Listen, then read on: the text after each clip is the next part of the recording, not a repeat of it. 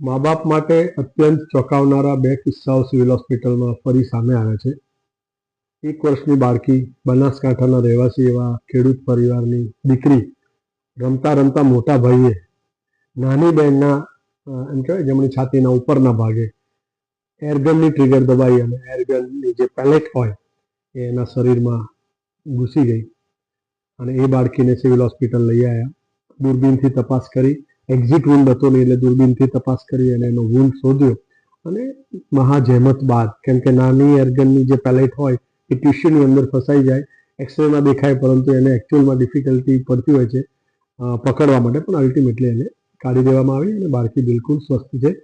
અને બીજા કિસ્સાની અંદર પણ એવું જ 1 વર્ષનો તૈમૂર, આમ તો માટી ખાવાનો ટેવાયેલો, પેરેન્ટ્સને પણ એ ખબર, તો થોડાક દિવસ પહેલાં માટી ખાતા ખાતા અચાનક ખાંસી આવી અને પછી 2-3 દિવસ ખાંસી રહી એટલે પ્રાઇવેટ હોસ્પિટલમાં લઈ ગયા.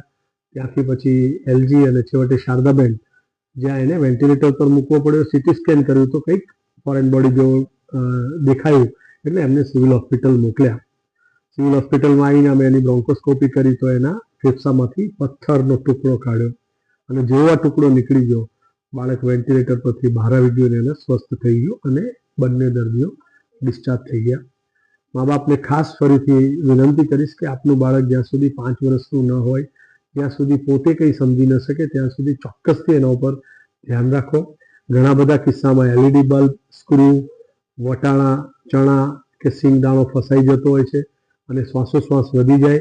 તમે પણ કહ્યું કે એને એક વખત એવું અચાનક ખાંસી આવી તો કદાચ આ એક ઇન્ડિકેશન છે કે એના ફેફસામાં કંઈક વસ્તુ ગઈ છે જેથી એને ઇરિટેટિવ કફ ચાલુ થયો, એ ન મટ્યો, છેવટે બાળક વેન્ટિલેટર સુધી પહોંચી ગયું. જો ઝડપથી આપણે ડાયગ્નોઝ કર્યું તો આ બધી